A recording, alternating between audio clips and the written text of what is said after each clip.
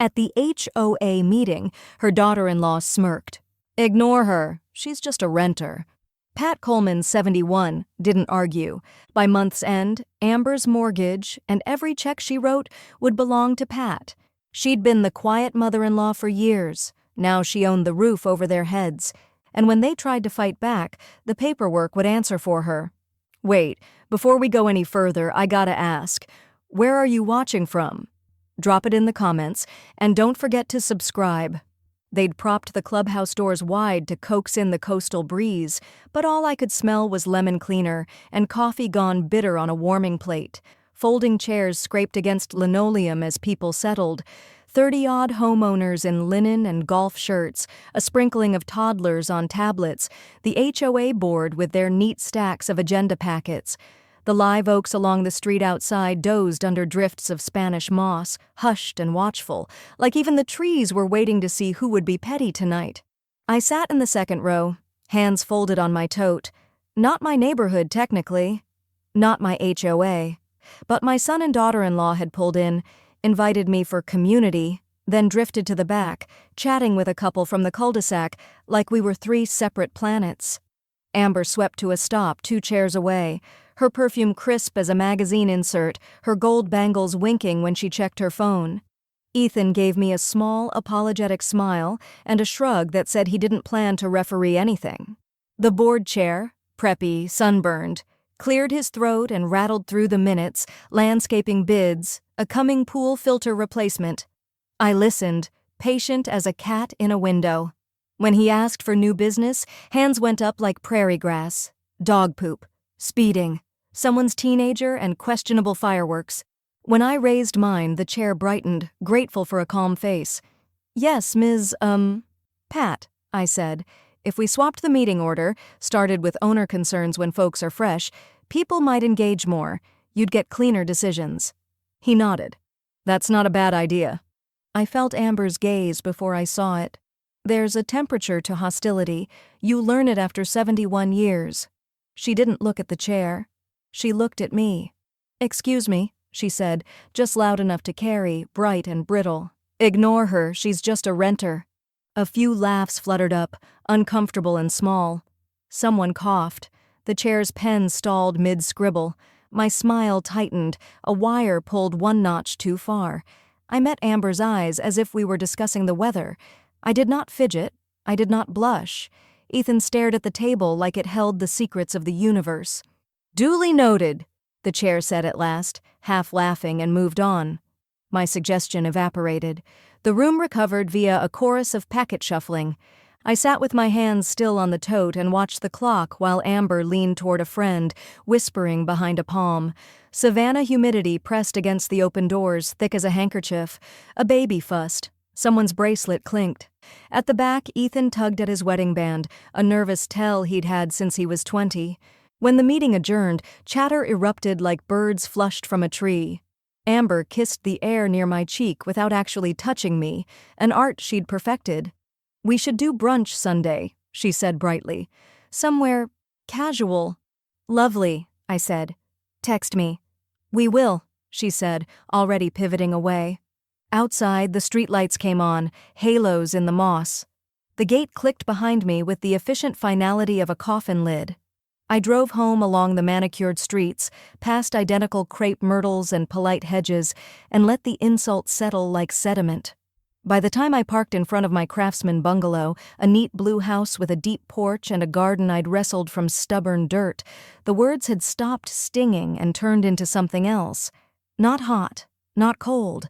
A weight, a decision maybe, cupping its hands around a small flame. I watered my herbs by porch light, listening to cicadas tune up. The fountain burbled. Inside, I washed a single wine glass and set it upside down with the other good things I kept clean and ready. I slept hard and woke early with the sense that I'd forgotten something essential, like a name on the tip of my tongue. Ruth chose a table by the bakery case because she liked to see what every stranger ordered. She said it told you what they hid from themselves. When I walked in, she was already waving a cruller at me, long white hair pinned up with a pencil. "You look like a woman who sat through an HOA meeting," she said. which is to say brave and spiritually injured. It had all the makings of a Greek tragedy, I said, sliding into the chair. Chorus, hubris, cheap coffee. Tell me everything. She leaned in, retired title officer's eyes bright with appetite. I told her. The lemon cleaner, the bared teeth under polite smiles, the way people will laugh at the wrong thing to prove they're safe. I told her Amber's line exactly as she'd said it, and how Ethan had admired a paperclip to avoid breaking in half. Ruth chewed, swallowed, dabbed her lips. She said that to you, in her HOA, in front of your son. In front of all of them. Oof, she sat back, considering. Well, you know what my grandmother used to say? She gave me a look. Of course you don't. She didn't say much, but when she did, it was always about deeds. I'm not interested in fighting her in the aisles of a clubhouse, I said. I'm interested in not being the punchline when I've paid my taxes longer than some of those people have been alive. Good, Ruth said, because aisle fighting never holds up in court. She reached into her tote and spread napkins like a magician about to do a trick. What's your plan? I hadn't settled on one yet. I sipped my coffee. It was strong enough to stand a spoon, but I'm patient. Ruth smiled the way a cat smiles when the bird feeder's been moved closer to the window. Patience is a virtue, she said, and sometimes a lever. The cafe door chimed. A pair of realtors breezed in, chattering about appraisals, and a flash of something, an old, familiar itch, stirred under my ribs. I remembered contracts and closings and the clean snap of a deal done right, not as a flashback exactly, but as muscle memory waking up. Ruth tapped a fingernail on her saucer, crisp, deliberate. You know, she said, as if discussing the weather, people love to throw the word owner around at those meetings. But ownership is a peculiar thing. It's often not where people think it is. I looked at her. She looked back, eyes amused, kind, sharp enough to cut through paper. Go on, I said. Ruth leaned in, voice low enough the espresso machine couldn't hear her. How would you like to stop being the punchline, she asked, and become the one person in that room who actually matters? I set my cup down very carefully. What do you have in mind? She smiled, slow as tide. First, we're going to open my laptop. Ruth's laptop was old enough to have a few stickers peeling at the edges, faded jazz festival decals, and a crooked barcode from a library sale. But when she flipped it open, the machine came alive with the same energy in her eyes. You'd be surprised how much a county will give away for free, she said, fingers clattering over the keys like they'd been born there. I watched the browser open to a bare-bones government site. No glossy banners, no friendly search bar. Just a grid of drop-down menus and an unassuming line. Property records. Public access. Most folks wouldn't know where to start, Ruth went on. They think property info is hidden behind bank vaults and armed guards. But it's all just here. She clicked into the search field. Name? I hesitated a half-second before saying, Coleman. Ethan. Her eyebrows lifted at the formality, but she typed without comment. The page blinked, then a list appeared. Parcel numbers, addresses, a neat little column of dates and amounts. There, Ruth said, tapping one line with her nail. Your sweet HOA power couple?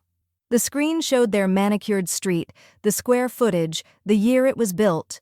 Below that, in bureaucratic black and white, were numbers that felt like pulling back a curtain. Mortgage origination date, current lender, outstanding balance. I read the figures twice, slow. The lender's name rang a faint bell, like I'd seen it once on the side of a downtown glass tower. Ruth leaned back, watching me. Bigger than you thought? Not small, I said. Her smile was a sly half-moon. Now, here's the part most people never bother to learn. A lien, the thing that ties them to that debt, is like a leash. Whoever holds it decides how tight to pull. And the leash can be sold. Sold?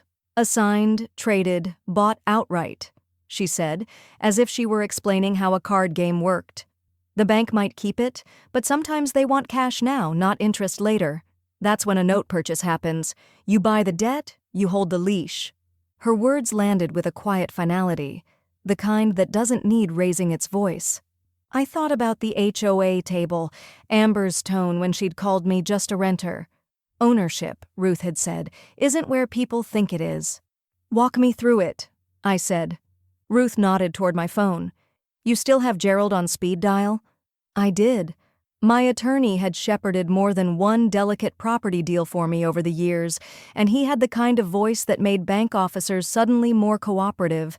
I stepped out to the cafe's sidewalk, the air damp with river salt, and pressed the call. Pat, he greeted, warm and curious, what mischief are we up to today? I told him, careful with details, framing it as a hypothetical, though Gerald was too shrewd not to hear the intention under the words. He confirmed Ruth's explanation, adding the finer points, the due diligence required, the transfer paperwork, the leverage that came with holding a secured note. It's not a weapon unless you're willing to use it, he said, but even then, you can aim without firing. That's useful, I murmured. When I returned to the table, Ruth was pretending not to eavesdrop, tearing a croissant into neat halves. I slid back into my seat. Legal says? She asked. Possible, I said, under the right conditions. Her smile widened just enough to show satisfaction. My phone buzzed, a text from Ethan. Let's please just keep peace in the family. This stuff isn't worth bad blood. I stared at the words until the edges of the screen dimmed. It was the kind of plea that sounded like diplomacy, but really meant don't rock the boat while someone else is steering it. Ruth caught my expression. What's he think you're doing? Probably overreacting to nothing, I said, slipping the phone face down. The truth was, I hadn't fully decided what I was doing, only that I was done sitting in the second row while someone else got to define my place in the room. Ruth drained the last of her coffee and closed the laptop with a soft click. Then I guess, she said, the only question left is, do you want to hold the leash or just watch someone else tug it? I looked at her, and for the first time that morning, I knew the answer. Bay Street was already awake when I found a parking spot, delivery trucks rumbling over cobblestones, tourists drifting toward the riverfront with paper cups of coffee. The air had that early Savannah shimmer, sunlight bouncing off the river like it was in on a joke. I checked my watch and crossed toward the granite-faced bank building where Linda Avery had worked since back when I was still buying duplexes. Inside, the lobby smelled faintly of brass polish and printer toner. Linda's assistant led me past rows of glass-walled offices until I saw her, same honey blonde hair she'd had in the 90s, though now cropped into a sharp bob, same quick smile that could disarm a room full of underwriters. Pat Coleman, she said, coming around her desk to hug me. Lord, I haven't seen you in years. Last time was closing on that West Victory Street flip? Guilty, I said, settling into the chair she gestured toward. She slid her reading glasses down her nose, giving me the kind of look that says I'm curious but also wary. So, what's brought you in? Not buying another rental, I take it? I gave her the outline, careful, crisp, as if we were discussing a hypothetical property, a certain address, certain owners, their current lender. I kept my voice level, but Linda's eyebrows climbed as the picture came together. You might have picked an interesting moment, she said, flipping her monitor so we could both see the screen. That loan, your people's loan, it's been on my radar. Bank's been cleaning up its books this quarter. I wouldn't be shocked if the note is available. I leaned in, catching the cursor blink next to the lender's internal notes. Available, I repeated. She nodded. They've been moving some paper to private investors. Commercial stuff mostly, but a few residentials. If this one's on the list, it could be assigned to a third party, for the right offer. My pulse didn't quicken exactly. It just settled into a rhythm I remembered from bidding wars. That quiet hum of possibility. Walk me through the process, I said. Linda did. The request would go to the bank's asset manager. They'd assess the balance, payment history, risk. There'd be negotiations, sometimes quick, sometimes maddening, then a transfer agreement, recorded with the county, and just like that, the new party would be entitled to every dollar of payment, interest, and penalty. And the cost? I asked. She named a range. I sat back, doing the math in my head, adding in the savings account I hadn't touched in years, the CD maturing next month, the cushion from selling my last investment property. My mind tallied it with the same efficiency I'd once used to calculate rehab margins. It was possible, not painless, but possible. Ruth, who'd been flipping through a glossy financial magazine by the window like she was killing time, looked over the top of it. "If you need to bridge a gap," she said, "I've got cash sitting in a money market earning dust. Could be fun to see it do some work." I gave her a look. "You don't even know if I'm going to do this." She smirked. "You didn't have to tell me you were thinking about it. I could hear it in your breathing." Linda watched our exchange, amused, but also measuring me. "One thing," she said. "If you decide to pursue it, you'll want to keep this quiet. Sellers get skittish if they think there's drama attached. The cleaner it looks, the smoother it'll go." "That's not a problem," I said. "Discretion's a skill I've had to use more than once." Her expression softened. "I remember." She closed the file on her screen, almost ceremonially. "If you give me the word, I can start sniffing around." I glanced at Ruth, who gave a tiny nod as if we were about to ante up in a very high-stakes hand. "All right," I said to Linda, my voice even. "See what you can find out." She reached for her phone, but I lifted a hand. "And Linda?" "Yes?" "If anyone asks why you're looking, tell them you're doing me a favor on an old business matter. Leave names out of it." Her eyes narrowed in appreciation. "Understood." From somewhere below, I heard the low rumble of a truck on the cobblestones again. The sound was steady, heavy, inevitable, like something set in motion that wasn't going to stop until it reached its mark. Gerald's office always smelled faintly of leather and fresh toner, the air cool enough to make a person sit up straighter. He slid a thick manila folder across the desk toward me, the kind that had weight even before you looked inside. "Draft offer," he said, his voice that same even register he used whether he was congratulating a client or warning them off a disaster. "Covers principal balance, accrued interest, and a modest premium to make them listen." I opened the folder. The numbers sat there, crisp and unapologetic, no hint of what they could mean for the people tied to them. "You're sure this is the right amount?" I asked. "They'll counter," he said. "They always do. But it shows you're serious without overplaying your hand." I signed where the tabs told me to, each stroke of the pen an oddly quiet thrill. Gerald gathered the pages, stacked them with practiced precision, and slid them into a courier envelope. "This goes to Linda," he said. "She'll drop it on the asset manager's desk herself." By the time I stepped back into the Savannah sunlight, the decision felt like it had moved out of my head and into motion, a current I'd chosen to step into. The next morning, my garden was the only place steady enough to match my pulse. I knelt by the rosemary hedge, pinching off sprigs and letting the resin cling to my fingers. The tomatoes had gone a bit wild, vines spilling over their cages like unruly party guests, and I clipped them back, trying to keep my hands busy while my mind kept circling the same image, a banker opening an envelope with my offer inside. The wind carried the briny tang from the river, mixing with the scent of damp soil. Somewhere a mockingbird was working through its repertoire, car alarm, frog croak, whistle. I tried to let it fill the space where impatience wanted to creep in.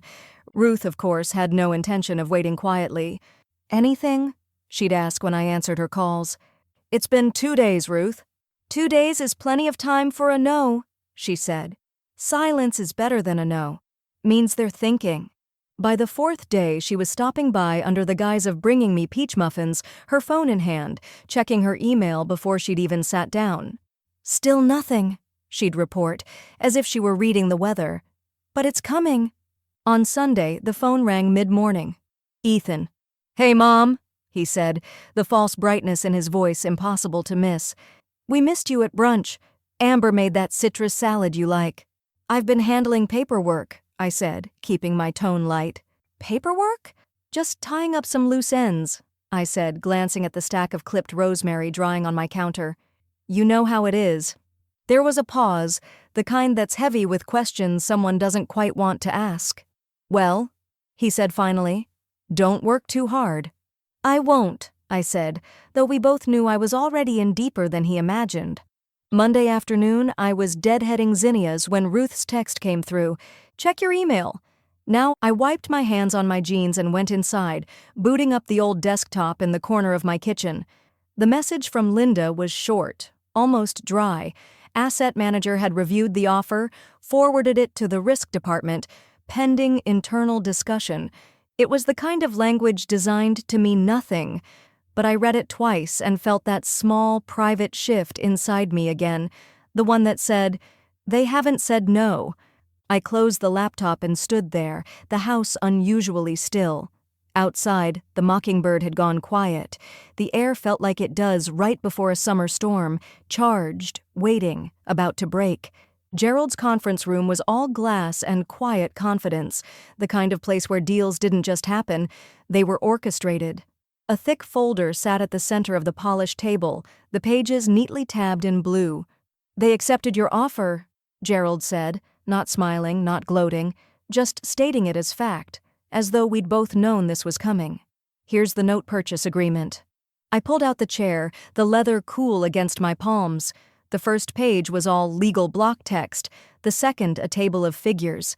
Every number had weight, every signature line felt like the rim of a cliff. He slid a pen toward me. "Once you sign, it's yours. The lien, the debt, the payment stream, everything." The pen felt heavier than it should have. I signed once, twice, flipped, signed again. When I set the pen down, Gerald gathered the papers with that same precise care he always used, aligning the edges until they were perfect. "Congratulations," he said. "As of this moment, you are the holder of record for this note." The words landed in my chest like a stone dropped into deep water, silent at first, then sending out slow, unstoppable ripples. Ruth had been pacing outside the glass like a cat watching a bird through a window. When I stepped into the hall, she didn't say a word. She just reached into that bottomless tote of hers and pulled out a split of champagne and 2 paper cups. "You keep champagne in your bag?" I asked. "You don't?" She popped the cork with a quiet thff, poured us each a modest measure, and raised hers in salute. "To ownership," she said, her eyes bright. We drank right there in the hallway. No one stopped us. Back in Gerald's office, he pushed a new folder across the desk, thinner than the last, but somehow heavier. "Payment history," he said. "They've been mostly on time, a few late fees here and there." I flipped through the ledger. There it was in black and white, 3 payments trailing past due dates by a week or more. Small amounts by themselves, but the pattern was telling. "They've been catching up quickly," Gerald added, "but it's a data point." "And data points," I said, "can become leverage." His smile was faint, approving. "Exactly." He leaned back, steepling his fingers. "Now, you should understand exactly what you hold. You can accept payments, of course. You can also enforce the terms. Late fees are yours to collect. If they default, you have the right to call the note due in full, and if it comes to it, foreclosure," I finished for him. Gerald nodded. "Let's hope it doesn't come to that. But the power is yours." The word power sat between us like another document I had yet to sign. On the drive home, I kept picturing the HOA room, Amber in her curated linen blouse, tilting her head toward her neighbor, dismissing me with that bright, brittle smile. Just a renter. I thought about the quiet way my name would now live on their payment slips, in the bank's servicing files, in every official record that tethered their home to the debt they owed. They didn't know yet. In my kitchen, the light was spilling through the lace curtains, dust motes floating like they had nowhere to be. I set the folder on the counter next to the clipped rosemary. The mockingbird outside had found its voice again, this time imitating the steady chirp of a truck's reverse signal. I poured the last of Ruth's champagne into a proper glass and sat at the table, letting the fizz settle on my tongue. Gerald's words from earlier looped back. "You can accept payments." I pulled the payment schedule from the folder, my eyes caught on the next due date. My pulse ticked once, hard. The first payment, to me, was due in 7 days. The envelope came on a Thursday, tucked between a furniture catalog and a flyer for gutter cleaning. Plain white, standard business size, the return address printed in neat sans serif from a payment processing center halfway across the state. I stood at the mailbox longer than I needed to, thumb brushing over my name in the recipient window, Patricia Coleman, note holder. It looked ordinary, almost forgettable. Only I knew it wasn't. Inside, the paper was folded into perfect thirds. The check was printed with the same precision, amount, date, memo line stamped, mortgage payment. The name on the payer's account was hers and his, Amber's looping A, Ethan's careful E. I imagined her sitting at their breakfast bar, pen in hand, writing the check like she had every month for years, unaware of the way the ground had shifted under her feet. That she'd licked the envelope, affixed the stamp, and sent her payment straight into my hands. I set the envelope on my kitchen table beside a vase of fresh rosemary and just looked at it for a while. Not gloating, not rushing, just letting the moment breathe. At the bank, the teller was young, new enough to still wear her name tag like it might get her somewhere. "Deposit today?" she asked, smiling. "Yes," I said, sliding the check across. My tone was perfectly flat, perfectly polite. She tapped a few keys, the printer hummed, and a receipt slid toward me. I folded it and tucked it into my wallet, the way you might pocket a keepsake from a day you'll want to remember. Ruth showed up that afternoon with a grocery bag and a grin. Brought scones.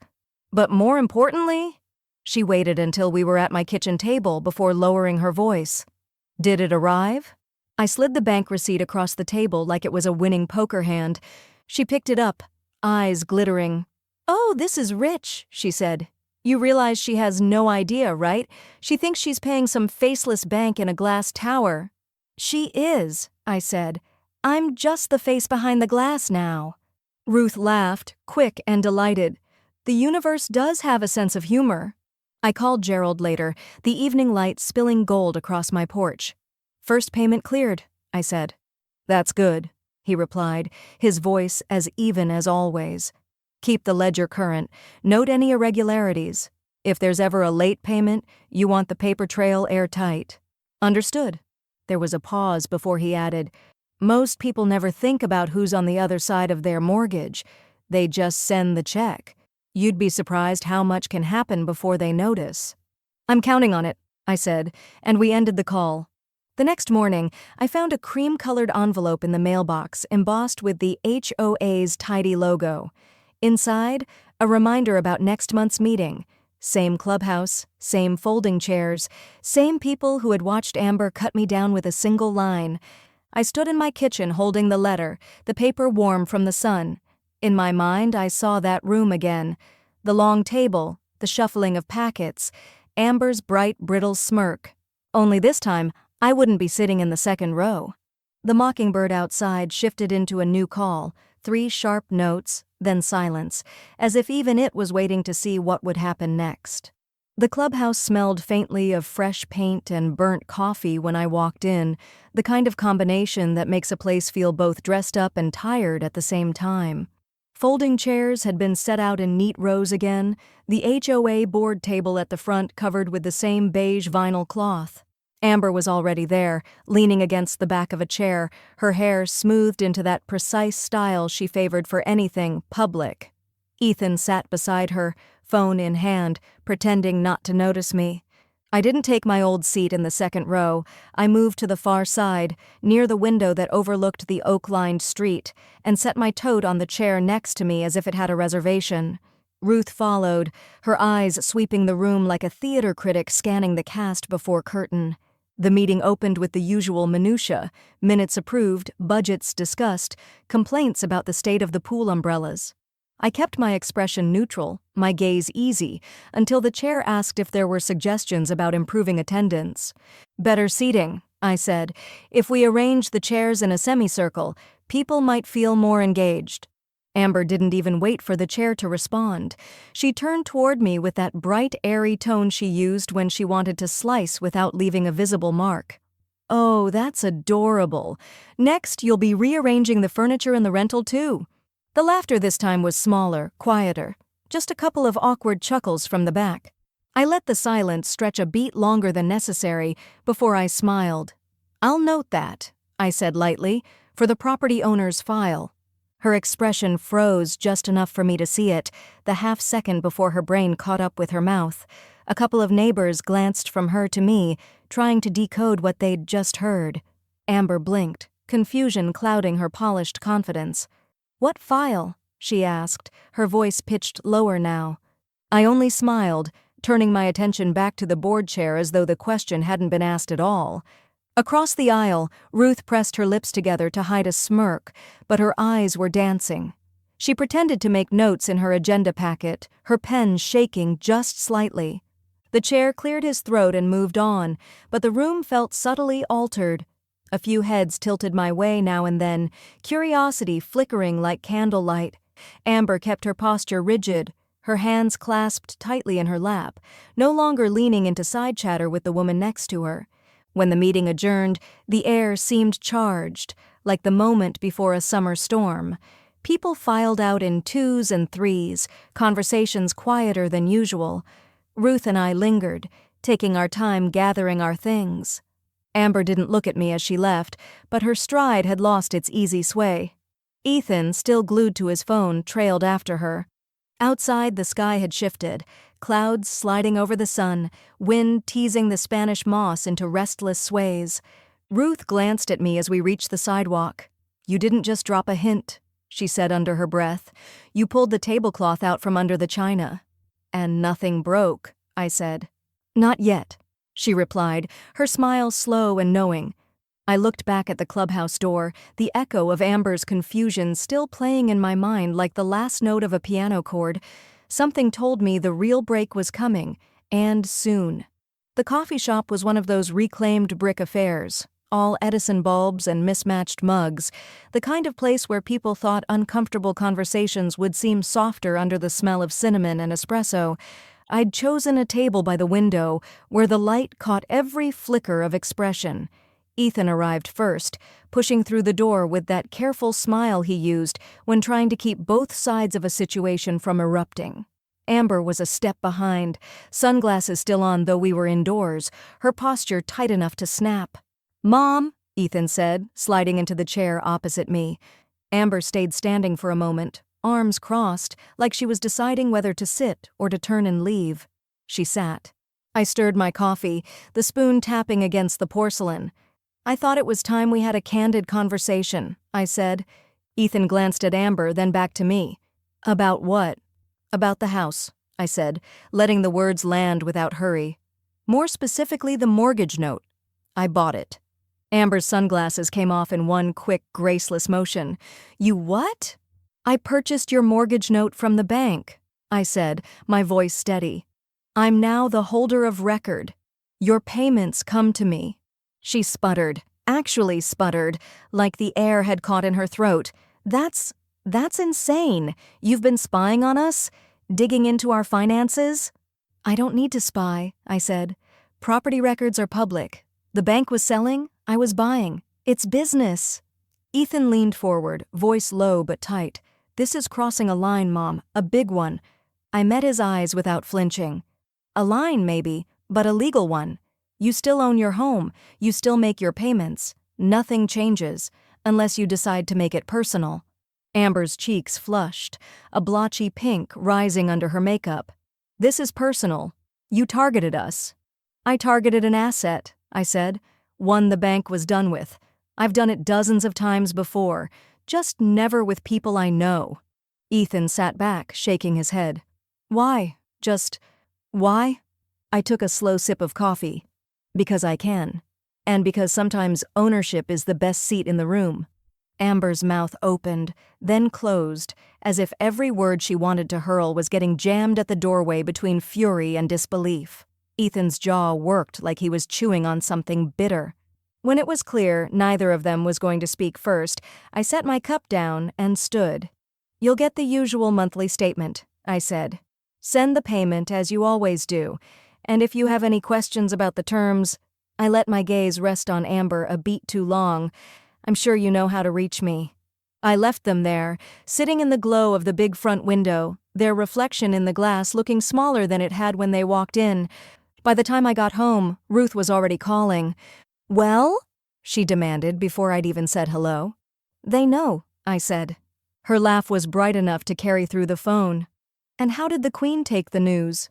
"Like someone had pulled the rug out from under her and found the floor was mine," I said. "Oh, I wish I'd been there," Ruth said. "Did she sputter?" "Yes."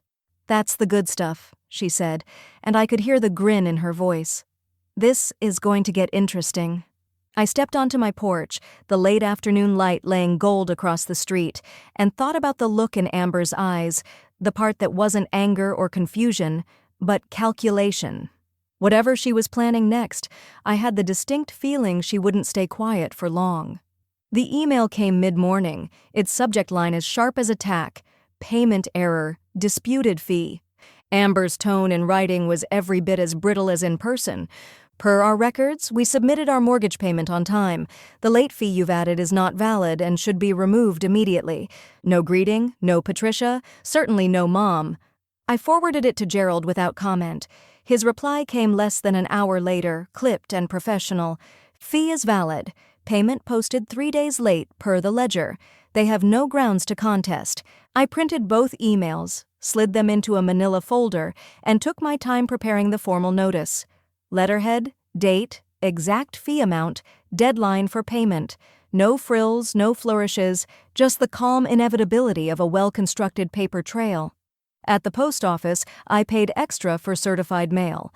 The clerk stamped and initialed the form, tore off my receipt, and handed it back with the kind of bland civility that makes bureaucratic acts feel ceremonial. When I told Ruth about it over lunch, she leaned back in her chair, eyes bright. "You should frame a copy of that letter," she said. "Hang it right next to your kitchen calendar. A little trophy." "I'm not decorating with paperwork," I said. "You're depriving future generations of an heirloom," she replied, grinning over her iced tea. The check came 2 days later, Ethan's handwriting neat on the envelope. No note inside, just the fee, down to the penny. I deposited it without ceremony, but the silence around it was telling. No follow-up email, no phone call, just compliance. And yet, the air in the neighborhood felt different. On my next walk down the block, Mrs. Pierce from 2 houses over gave me an odd little smile before ducking back inside. At the mailbox cluster, a man I didn't know cleared his throat like he might say something, then thought better of it.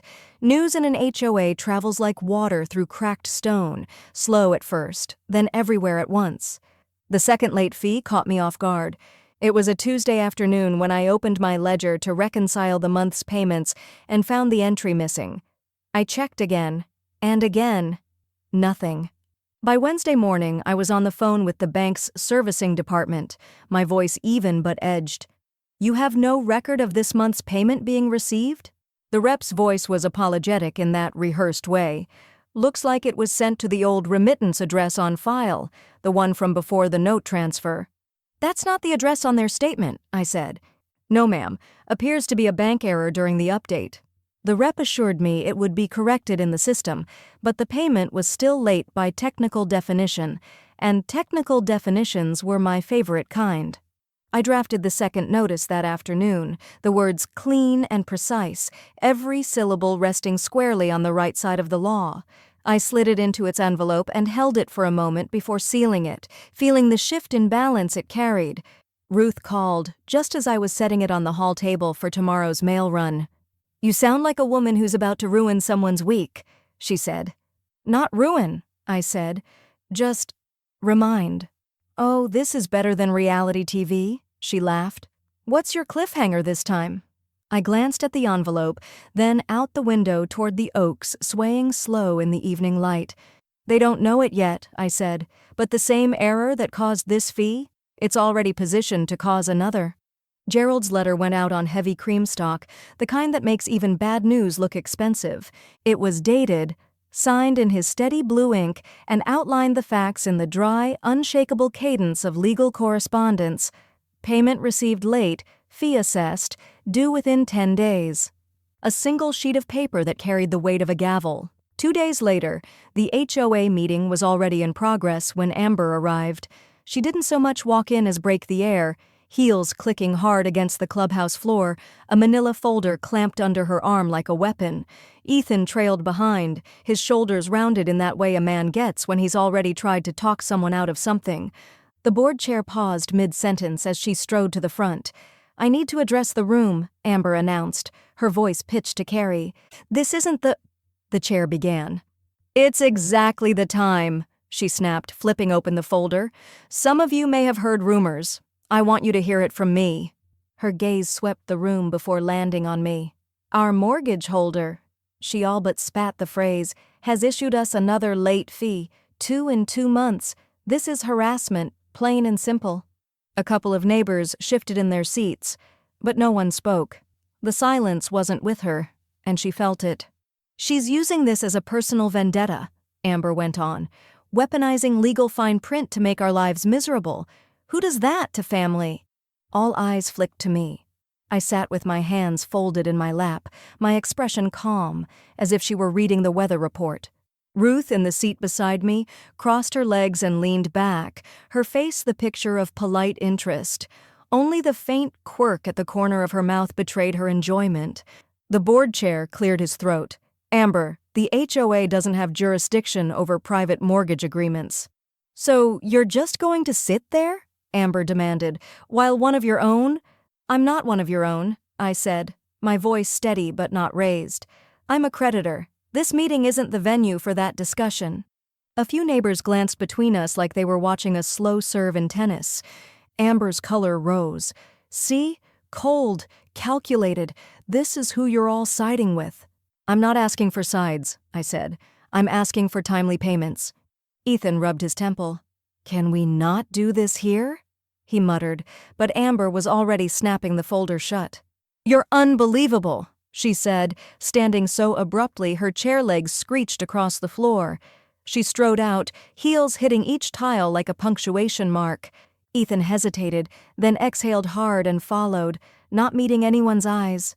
The board chair shuffled his papers, the room easing back into its previous rhythm, though the undercurrent had shifted. People were quieter, more watchful. When the meeting adjourned, Ruth and I walked out together. She was practically humming. "You didn't even blink," she said. "No reason to," I replied. "Facts don't require blinking." As we stepped into the evening air, I caught movement near the corner of the clubhouse. Mrs. Pierce again, half hidden behind a crepe myrtle, phone in hand.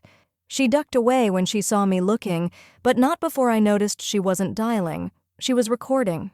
And if she'd recorded this meeting, I had a feeling the quiet in the neighborhood was about to get a lot louder. The first thing I noticed when I stepped into Gerald's office was the stillness. It was the sort of quiet that seemed to settle in the corners of a room where big decisions were made, where words were chosen carefully and nothing unnecessary was said.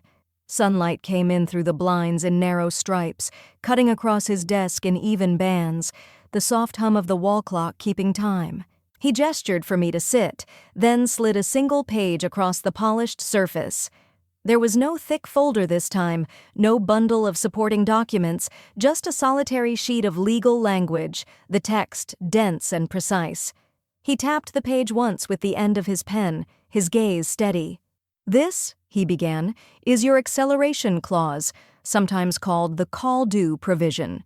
It gives the note holder, in this case you, the right to demand full repayment of the outstanding mortgage balance if the borrower meets certain conditions of default."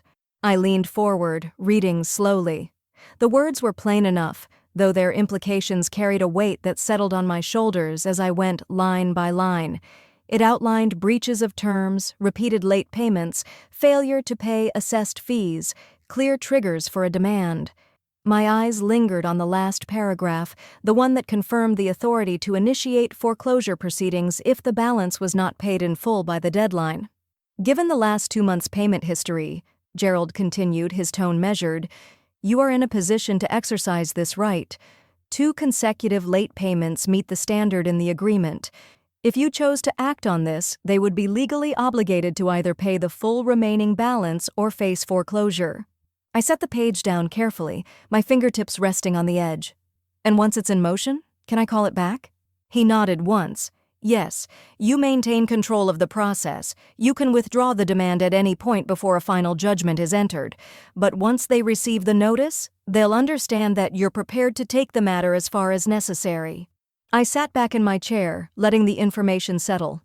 The room felt smaller now, not in a way that was suffocating, but in the way that focus narrows when an option crystallizes in your mind. The paper between us might have been thin, but it carried the kind of authority that could turn the ground under someone's feet to sand. Later, over lunch, I told Ruth what Gerald had shown me. We sat at a corner table in a small cafe, the clink of cutlery and the soft hum of conversation around us like background music to something far more deliberate. Her reaction was immediate. She nearly knocked over her water glass in her haste to lean in. "That's the nuclear option," she said, eyes wide and alight with the thrill of it. "The ultimate power move. You're holding the deed to their peace of mind, Pat. One letter, and they're either scrambling to find hundreds of thousands of dollars or bracing for foreclosure." I stirred my coffee slowly, watching the dark liquid swirl before settling again. "Power moves," I said, "are like fine china. You don't take them out for every meal. They lose their meaning if you overuse them." Her lips curved into a sly smile. "True. But even fine china rattles the cupboards if you slam the door just once." That evening, my phone rang just after I'd finished dinner. Ethan's voice came through the line without preamble, the strain in it obvious. "Mom, can we reset? This whole thing, fees, meetings, all of it, it's getting out of hand." I kept my tone even. "What exactly would we be resetting, Ethan? The payments, the fees, the way Amber chose to address this in front of the entire HOA? "I'm asking if we can make peace," he said after a pause. "I'm open to peace," I replied, "but it would require something from Amber." Another pause, heavier this time. "What?" "A public apology," I said. "At the next HOA meeting. Clear. Director? No qualifications. She made her accusations in public. She can retract them the same way." His exhale was long, almost weary. "You know she won't do that." "Then the terms remain as they are," I said. "I'm not in the business of teaching grown adults how to apologize." He started to say something else, but I ended the call before he could. A week passed, and the apology never came. Not in public, not in private. Ruth kept her ear to the neighborhood gossip as she always did, and there was no mention of contrition. If anything, Amber's silence had hardened into something colder, the kind of quiet that thinks it has time on its side. What she didn't know was that I had moved that single page from Gerald's desk into the very front of my mind, and once something finds its place there, it doesn't get misplaced. It waits, steady, patient, and entirely prepared for the moment it's needed. The first sign they were scrambling came quietly, Ethan's name flashing on my phone twice in one morning, both calls unanswered. By the third attempt, he'd left a message that was meant to sound calm, but carried a thin strain beneath the words, "We're exploring some options. We'll get this sorted." 2 days later, Linda called. The background noise told me she was at her desk, shuffling through files. "I thought you'd want to know," she said, lowering her voice. "They've been to 3 banks in the last week, all trying to refinance the note." "And?" I asked. "They're getting turned down." Repeated late payments dinged their credit just enough to put them in the wrong bracket. Lenders see risk where they used to see reliability. She paused, letting that sink in. "They're not going to get approved, Pat. Not right now." I thanked her and hung up, setting the phone on the counter next to my coffee. Outside, the sky was a pale winter blue, the kind that makes every shadow sharper. The knowledge sat in me like a smooth stone, cool, weighty, and entirely mine to keep or to throw. That afternoon, Margaret from down the street knocked on my door, holding a printout of real estate listings. "Just thought you'd find these interesting," she said, her tone as casual as if she were offering a cookie recipe. "Similar square footage, same school district, all moving fast." I glanced at the addresses, every one of them within a 10-minute drive of Amber and Ethan's house. "You're keeping busy," I said. "Market's buzzing," she replied, her eyes gleaming just enough to betray that she'd heard more than she was saying. She left the stack on my porch table without waiting for an invitation in. By the next HOA meeting, the whispers had thickened. Conversations paused when I passed by, then picked up again at a slightly lower pitch. Ruth swore she'd overheard 2 board members debating whether it was poor taste to discuss another member's financial woes in the clubhouse. She didn't tell them to stop. The payment deadline crept closer. Each day I marked off the calendar felt like turning a page in a well-planned book. Nothing rushed, nothing stalled. On the morning of the due date, the mailbox held nothing from them. No check, no certified letter, no partial payment. That evening I brewed tea and sat at the kitchen table with the payment ledger open in front of me, the blank line at the bottom holding its own kind of finality. It wasn't anger I felt. It was something steadier, quieter, a boundary drawn in ink instead of chalk. The next morning, Gerald's number lit up my phone before I'd finished breakfast. "We've crossed the threshold," he said without preamble. "I'll begin preparing the foreclosure packet." His voice was calm, but the words were a match to dry kindling. He outlined the steps: notice of default, scheduling, filings at the county courthouse. And I wrote each down, even though I already knew the process by heart. When the call ended, I set the pen down and looked out at my garden. The rosemary hedge stood green and upright despite the chill, and a mockingbird hopped along the fence rail, head cocked as if it had caught the scent of something shifting. Somewhere, beyond the neat hedges and manicured sidewalks, Amber and Ethan were learning in real time what it meant to run out of options. And in the space between my heartbeat and my breath, I realized that for the first time since this began, I wasn't waiting for them to act. The next move, paper, signature, courthouse stamp, would be mine. The dinner was held in the historic hall downtown, the one with the high plaster ceilings and chandeliers that caught the light in dozens of fractured points. White tablecloths stretched in even rows, the air rich with the smell of butter and seafood, a low murmur of conversation rolling like distant surf. I arrived on time, coat draped neatly over my arm, the calm in my step, deliberate. I wasn't here to gloat, but neither was I here to shrink. This was an annual neighborhood event, attendance expected, smiles obligatory, and my presence was simply one more detail they'd have to take in stride. Amber was already seated at the far end of the room, her posture impeccable, her attention fixed on the woman beside her with such intensity that she didn't so much as glance in my direction. The avoidance was almost artful, every turn of her head choreographed to keep me out of her line of sight. Ethan, however, wasn't as practiced. He caught my eye from halfway across the room and offered a tentative smile, the kind that tried for casual but faltered under its own weight. When I reached the table, he stood, pulling out my chair as if nothing at all were strained between us. "Nice turnout this year," he said, settling back into his seat. "They did a good job with the, seating arrangements." "Seems so," I replied, taking in the spread before us. Silver chafing dishes holding creamy grits, piles of shrimp dusted with paprika, biscuits stacked like warm, edible bricks. Ruth slid into the seat beside me, eyes lighting at the sight of the buffet. "They've outdone themselves," she murmured, already reaching for a plate. "I might need 2 trips just for the grits." Dinner unfolded in its usual rhythm, short speeches from the board, light applause, the clink of glasses. I kept my tone cordial in every exchange, asking after gardens, complimenting recipes, never once raising the subject of anything beyond the safe confines of small talk. Amber remained at the opposite end, animated with others, her laughter just a little too bright, a little too timed. It was midway through Ruth's second plate of shrimp and grits that my phone buzzed in my clutch. I slipped it out beneath the tablecloth, the glow of the screen lighting up Gerald's name. His message was brief, each word steady and unadorned. "Foreclosure filed. County timestamp 7:42 p.m. I let the phone rest against my palm for a moment, my gaze drifting to the crystal pitcher of sweet tea at the center of the table. The hum of the room pressed in, warm and distant, as I felt the shift inside me. A quiet confirmation that what had been theory was now action, irrevocably in motion.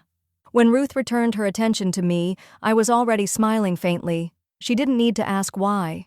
Dessert came, pecan pie with just enough bourbon in the filling to make itself known, and the conversations grew looser. I felt the room begin to sway toward its natural end, coats collected, final pleasantries exchanged. I stood, offered my goodbyes, and made my way toward the foyer where the winter air slipped in each time the doors opened. That's when another vibration came from the phone in my hand, this time a number I didn't recognize. I stepped aside, near one of the great marble columns, and answered. The voice on the other end was male, smooth, and efficient. "Mrs. Coleman, this is Nathan Greer. I represent a group of private investors. We understand you hold the note on a property on Waverly Court. We'd like to make a cash offer to purchase it from you. Full value, plus a premium for immediate transfer." For a moment, the noise of the dinner fell away. The clink of glasses, the faint laugh from Ruth across the room, Amber's studious avoidance, they all blurred into the background. "I see," I said, my tone even. The man continued, We can wire funds within 48 hours. You'd be free of the note with a tidy profit. No further obligations. I glanced toward the banquet hall, where Amber was rising from her chair, coat already over her shoulders, still careful not to look my way. "Send me the details," I said. And as I ended the call, I realized the night had just shifted again. This time in a way neither Amber nor Ethan could possibly anticipate. Nathan Greer's follow-up email arrived before sunrise the next morning. No pleasantries, no fluff, just a clean 3-page PDF outlining the terms. Full payoff of the note, plus 15% premium, wired in 2 business days.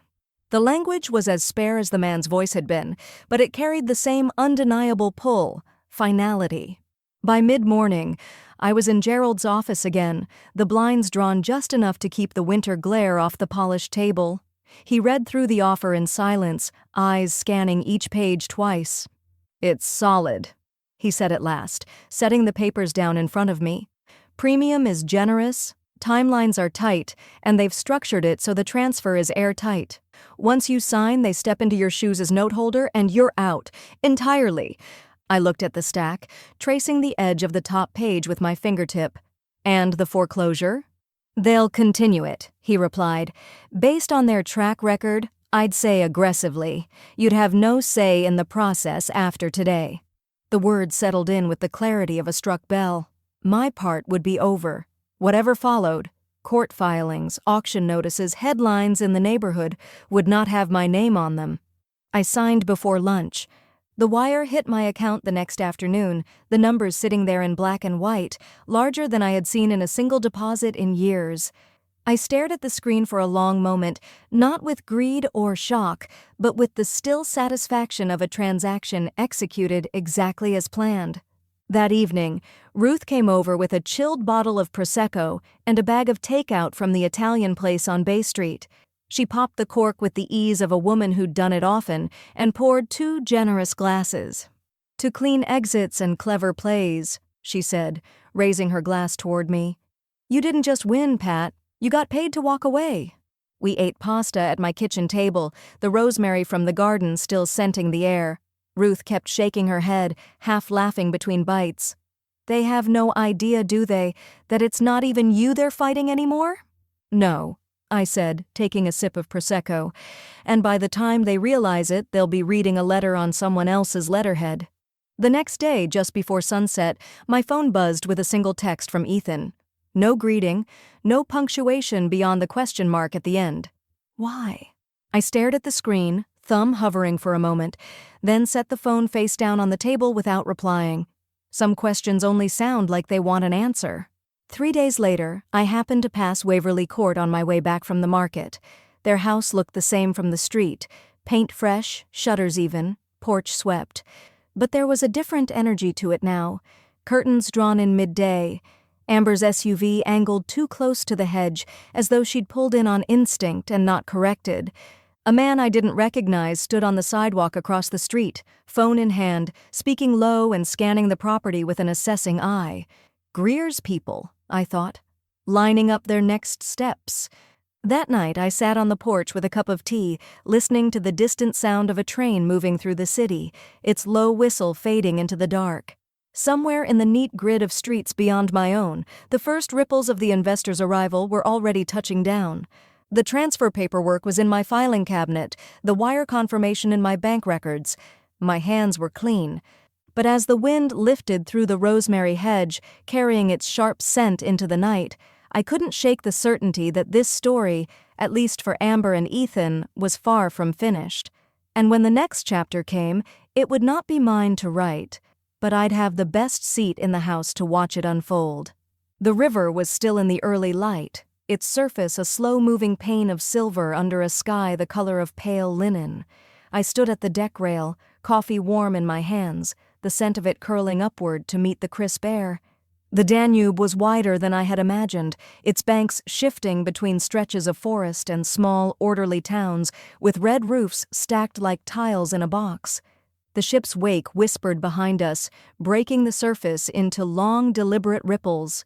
Somewhere downriver, Vienna waited, but there was no urgency here, only the steady push of water and the quiet satisfaction of moving forward. I took a sip, letting the heat settle in my chest before I set the cup on the narrow table beside my deck chair. From my coat pocket, I pulled out a postcard I'd bought in Budapest the day before. Parliament building at sunset, all golden light and reflection. I uncapped my pen and, in a hand as steady as the river, wrote to Ruth, "Wish you were here. You'd have loved the pastry card at breakfast. And the view, of course. The view is mine." I slipped the card into its envelope and tucked it back into my pocket, knowing I'd post it when we docked. Leaning back in the chair, I let my gaze drift over the water until it blurred, and the quiet pattern of the current pulled me into memory. I saw the HOA table, beige vinyl cover and all. The shuffling of agenda packets. Amber, leaning in with that too bright smirk, speaking as though I were incidental. I could still feel the room's air that night, not cold exactly, but edged with the kind of social chill you only notice when it breaks. It had broken. The thought curled at the corner of my mouth, not with gloating, but with the calm acknowledgement of a story whose ending had been mine to shape.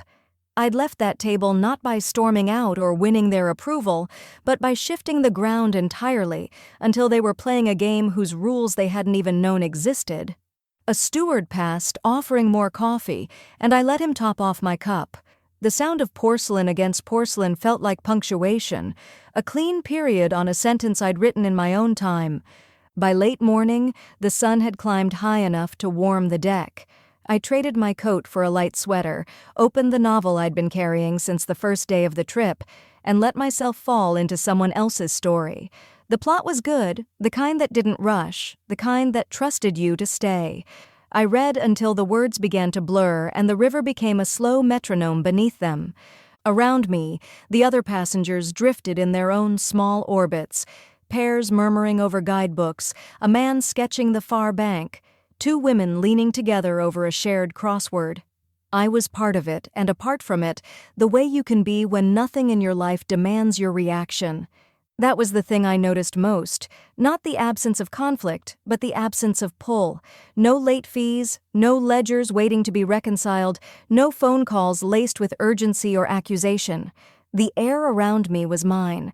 In the afternoon, as the river narrowed through a curve lined with bare willows, I closed the book and simply sat, feeling the hum of the engines beneath my feet. The ship pushed forward. The banks slipped by. Somewhere, far from this deck, life on Waverly Court was rearranging itself around a new set of terms. I neither needed to know nor cared to check. The sun lowered, the light slanting toward gold. I finished the last of my coffee, now cooled but still carrying the faint bitterness I liked.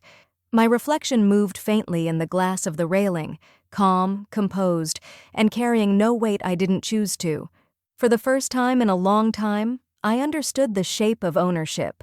Not the paper trail of deeds and notes, not the technical language Gerald might underline in a clause, but the thing you feel when you know the ground beneath you won't give way. Ownership isn't about the roof over your head, it's about the ground under your feet.